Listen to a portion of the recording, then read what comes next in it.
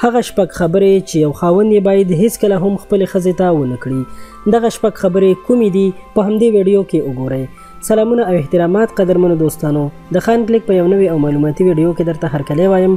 قدرمنو دوستانو، ډیر مهم معلومات در سره شریکوم. د ویډیو تر اخره موږ سره اوسئ او که زموږ چینل کې نوي یاستئ نو مهرباني وکړئ همدا اوس یې سبسکرایب کړئ چې په آینده کې زموږ د هرې ویډیو راتلو سره تاسو ته خبر درکړل شي.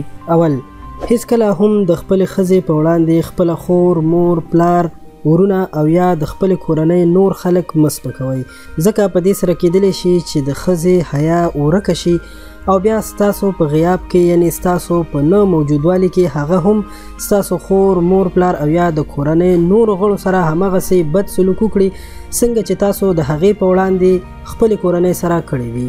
دویم، هیڅکله هم خپلې ښځې ته د هغې د کورنۍ د غریبۍ پیغور مه ورکوئ، ځکه په دې سره کیدلی شي ستاسو ترمنځ نفرت زیات شي، ځکه چې هر انسان په خپله مور، پلار او کورنۍ باندې خفه کیږي. نو که تاسو داسې وکړئ او هغې ته د هغې د مور، پلار د غریبۍ پیغور ورکړئ، نو په دې سره به هغه خفه شي او ممکن تاسو ته په زړه کې نفرت پیدا شي. دریم، دا ظاهره خبره ده چې هر انسان د تکلیفونو سره مخ کیږي، که د کاروبار په اړه وي او یا د نورو ستونزو په اړه، خو کوشش وکړئ چې د ښځې په وړاندې هیڅکله هم ونه جاړئ. که تاسو داسې وکړئ نو ممکن ده چې ښځه مو دا فکر وکړي چې تاسو په ځان باور نه لرئ او یو کمزوری شخص یې.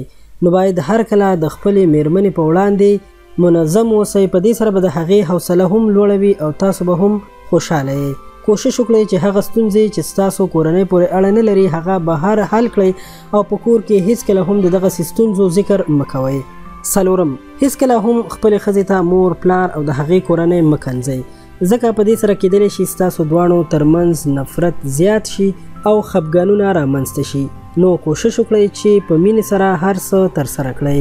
پنځم، هیڅکله د خپلو ماشومانو په وړاندې خپله ښځه مه وهئ، ټکوئ او مه یې رټئ، ځکه په دې سره کیدلی شي چې ستاسو ماشومان هم همغسې بدسترګې رالوی شي او بیا ستاسو په نه شتون کې خپلې مور ته بد رد او کنځا کوي او هغې سره هر قسم بد عمل وکړي. نو کوشش وکړئ چې د خپلو بچو په وړاندې خپلې میرمنې سره ډېر په مینه وخت تیر کړئ، تر څو ستاسو بچي هم خپلې مور سره او تاسو سره په مینه محبت ژوند تیر کړي، ځکه دا ظاهره خبره ده چې د مور، پلار د صحبت ډېر لوی اثر په خپلو بچو باندې پرېوځي. شپږم، لکه څنګه چې په کورنۍ کې هر قسم ستونزې راځي، نو ځینې وخت که ستاسو او د میرمنې ترمنځ مو ستونزې رامنځته شي او هغه بیا له تاسو نه معافي غواړي، نو کوشش وکړئ چې په هغه وخت یې معاف کړئ او خبره ختمه کړئ، ځکه چې هغه هم انسانه ده او د ښځې او خاوند ترمنځ ډیر ضد نور هم مشکلات رامنځته کوي. نو هیڅکله هم جنجالونه مه اوږدوئ چې خبره نوره هم خرابه شي، بلکې په مینې سره هر څه ترسره کړئ.